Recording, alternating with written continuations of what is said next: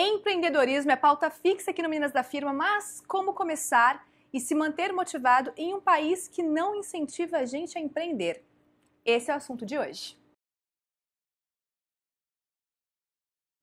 Bom, assunto sério, mas assunto fixo presente aqui é sempre empreendedorismo, vocês sabem disso. Porém, a gente sabe também que a realidade do Brasil não é de incentivar.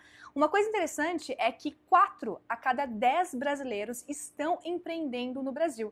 Na verdade, o Brasil tem sido considerado um dos países mais empreendedores, ficando à frente de vários, como China, Rússia e México. Porém, e os desafios do dia a dia que só quem empreende enfrenta? É isso que a gente vai falar hoje. Eu já queria jogar a bola para vocês. Quais são os maiores desafios que vocês acreditam que hoje a gente tem que lidar? Eu também não sei, porque é difícil empreender no Brasil. Não, mas eu acho, da minha parte, assim, o que eu vejo é um problema. A gente tem um problema de legislação muito grande aqui no Brasil, mas isso não só com empreender, né? Como funciona o nosso país total, né? sistema legislativo aqui. A gente demora tanto para que as leis sejam aprovadas, quando elas entram em vigor, elas já não fazem mais sentido. Já são defasadas. Vou dar um exemplo com datas. Quando eu entrei na faculdade, a gente estudava o Código Civil de 1916. Eu entrei na faculdade em 2000. 1916 era outra, né? Era uma outra Era realidade. outra sociedade, outro mundo. Era outro não tinha tudo. tido nem Guerra Fria, era outra coisa. Bom, enfim. Daí, já tinha nem Guerra Fria, foi bom. Tinha já um projeto de lei em tramitação para o novo Código Civil, que entrou em vigor em 2002. Não, e que é de 79. O projeto é de 79. Então, Que é um outro mundo também. Ele entrou em vigor em 2002. Ele também é um projeto de antes de cair o muro, já para usar a Guerra Fria de exemplo. E ele entrou em vigor em 2002. Então, a gente tem esse problema, essa defasagem. A gente tem um sistema tributário muito complexo aqui no Brasil, que a figura do MEI veio, sim, para facilitar, do microempreendedor individual, para simplificar o pagamento de imposto, para incentivar, mas mesmo assim, por exemplo, a Justiça Trabalhista entende, muitas vezes, o MEI tem direito a ter um funcionário e também prestar serviço e contratar, né, prestadores de serviço, mas a Justiça do Trabalho entende, em muitos casos, quando uma empresa contrata um MEI, às vezes tem decisões no sentido de configurar vínculo empregatício, o que é um absurdo, porque a figura foi criada exatamente para não ter esse risco, mas tem alguns juízes mais antigos que entendem. Então, eu acho que, para mim, o maior desafio é não ter uma legislação que incentiva o empreendedorismo. Meu pai sempre foi empreendedor, né? Sempre foi empresário e tal. Minha avó também, mas a minha avó era se ela fosse microempreendedora individual. O meu pai não. Era informal, né? Era informal. O microempreendedor individual veio foi para exatamente tirar pra muitas pessoas da informalidade. Exato. O meu pai não. E foi muito engraçado. A primeira empresa que... Eu vou colocar a gente, porque a primeira empresa que o Luiz teve, e eu, como esposa dele, acabava sendo sócia, tinha muitos funcionários. E meu pai sempre alertou. Olha, não tem nenhum incentivo para empresários, cuidado com os funcionários que vocês trazem, porque inevitavelmente você vai ter um processo contra a empresa, por mais que você faça tudo corretamente. E não é pouca coisa fazer tudo corretamente. Não é pouca coisa, ficar claro, porque tem muitas minúcias, muita coisa. Principalmente quando você não é MEI. O MEI ainda é um processo um pouco mais simplificado, mas no meu caso, por exemplo, que é ME, que é o meu caso também, chegar lá é extremamente exatamente burocrático. Sim, exatamente, é extremamente burocrático. Então, assim, empreender já foi assim, eu falo do coragem a ir com medo, eu já fui mesmo com medo, porque eu já sabia que podia dar algum problema, porque meu pai falava muito isso. E era assim, pai, a gente vai empreender. Ah, então, ele sempre voltava nesse ponto da legislação, principalmente trabalhista, porque isso para mim mostra que é um país que incentiva mais você a procurar um emprego do que a empreender. O que me chama a atenção, porque até na Você S.A. agora do mês passado, tá mostrando o quê? Que as relações de trabalho vão ser mais de CNPJ com CNPJ. Então, assim, as pessoas estão empreendendo muito mais. Exatamente. Essa então, é a tendência mundial, né? Exato. Não é no Brasil, é no mundo. O vínculo empregatício vai mudar completamente. Então, assim, me dá medo quando a Renata fala, fico até arrepiada, de uma legislação de 1979, quando que vai ter a nossa legislação? A CLT da época do Getúlio. Exatamente, mais antiga ainda. Teve a reforma trabalhista agora, né? Então algumas coisas mudaram, mas eu acho que a gente também está numa situação no país de crise econômica. Então o empreendedorismo deveria ser incentivado, porque muitas pessoas foram para o empreendedorismo exatamente porque os empregos formais acabaram. A tendência é que acabem mais Muito ainda, mais. porque a gente tem que lembrar que tem tecnologia, Inteligência artificial. muita coisa está sendo substituída. A gente vai falar também depois em outro vídeo sobre isso, mas a gente tem muita coisa de Big Data, a gente tem muitas coisas de dados que também vão substituir. E que estão algumas impactando cada profissões. vez mais rápido, então Sim. até existe uma tendência aí que em 2020 muitas profissões que a gente conhece, elas já não vão mais existir. Profissões como, por exemplo, a questão da secretária, do auxiliar administrativo, do carteiro, não que a gente queira assustar vocês, são pesquisas. Não, e às vezes não é nem terminar como, por exemplo, eu tenho visto muita gente ter uma virtual assistant ou alguém remoto. A Gabi mesmo pode até contar como é a experiência dela com isso, que ela tem uma pessoa, a gente pode hoje em dia ter pessoas colaborando com a gente em qualquer lugar do mundo. E daí como faz? Eu tenho essas discussões que a Gabi já está como nômade, eu tenho, gostaria de fazer isso. Eu também. Mas às vezes a Gabi, por exemplo, ficando nos Estados Unidos e prestando serviço aqui, eu, quando vou dar a consultoria jurídica para a Gabi, tem algumas coisas que tem que quebrar a cabeça para ver como a gente vai fazer. Porque é uma situação muito nova, né? Muito nova. Para mim, o grande desafio atual tem a ver com isso, porque para quem empreende, por exemplo, online, que é o meu caso, de qualquer lugar, eu estou aqui, mas atendo meus clientes no Brasil ou em outros locais. A legislação ainda é uma gray area para mim, porque tem certas coisas ali que eu sou o tipo de empresário que gosta de fazer tudo certinho, pagar todas as minhas contas, fazer todo o nosso fiscal, fazer toda a documentação, porque eu gosto das coisas certas. Só que tem determinados pontos que pra gente, eu nem sei ainda. Por exemplo, cursos online. Se eu vendo um curso online para um brasileiro que está fora, como é que é a emissão dessas notas todas para essa pessoa que está fora? Se ela não está, sabe? Tem umas coisas assim que ainda são meio confusas. E fora essa questão do câmbio, né? A questão do câmbio ainda é uma questão complexa para mim, por exemplo, porque a questão da transferência, tem as taxas e tudo mais. No Brasil ainda não tem Vimo. Eu espero que chegue o Vimo em algum momento no Brasil.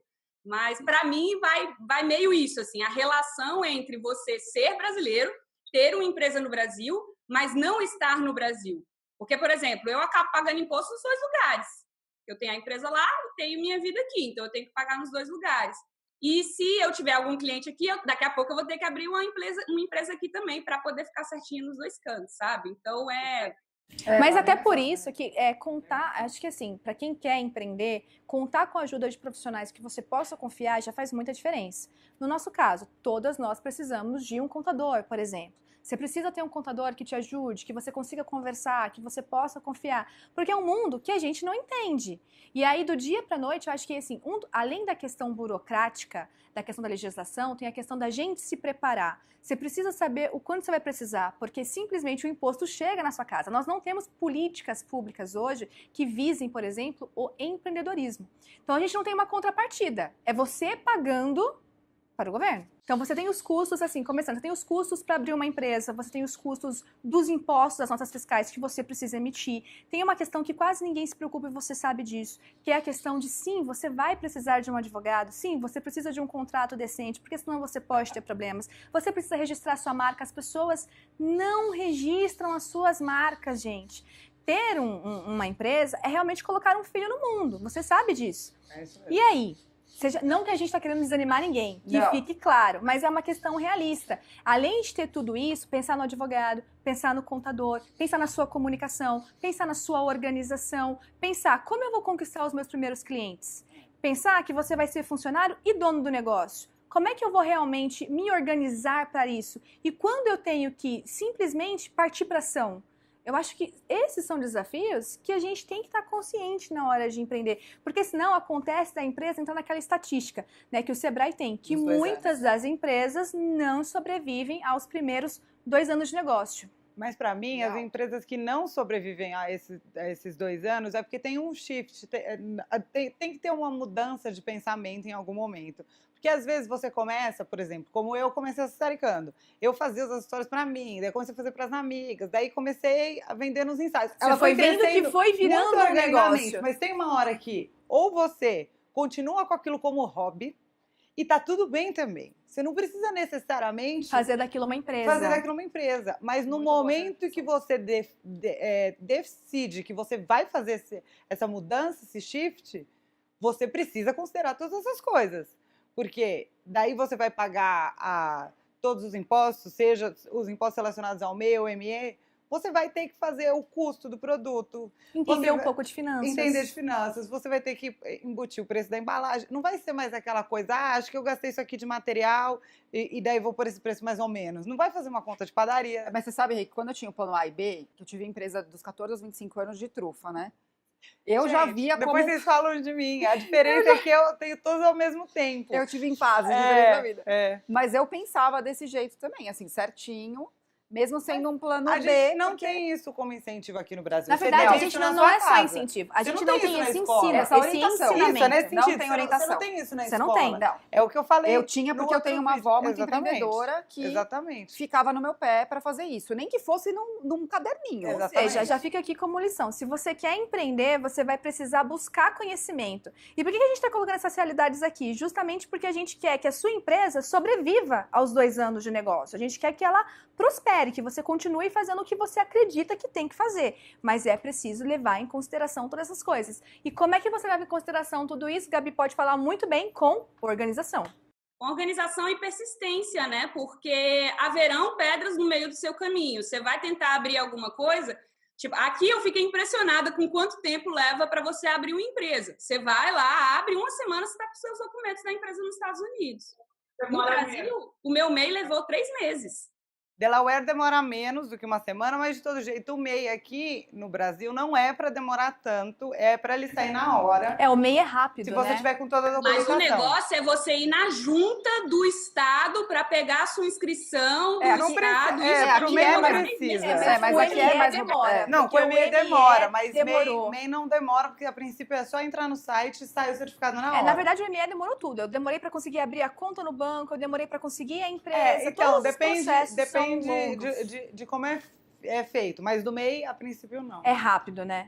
Mas por isso que a gente tem que ter a organização, né? Porque a Karina Valadares, que é consultora financeira, ela fala muito isso, assim, que o fato de você abrir a sua empresa, colocar uma conta jurídica, é transformar a empresa numa coisa real. E a partir do momento que você faz isso, é um carinho que você tem com a sua empresa de estar transformando aqui. Agora é real. Então eu tenho que cuidar. E para você fazer isso, lógico, tem que ter uma ideia bacana, tem que ter uma coisa mais estruturada. A questão do registro de marca, por exemplo. Você não vai sair fazendo todo o seu brand, né, logos, identidades, 1000, e aí lá na frente correr o risco de, não, já tinha alguém com esse nome. Porque você não pensou no nome do registro da sua marca antes. Mas você sabe que acontece bastante, né, Gabi?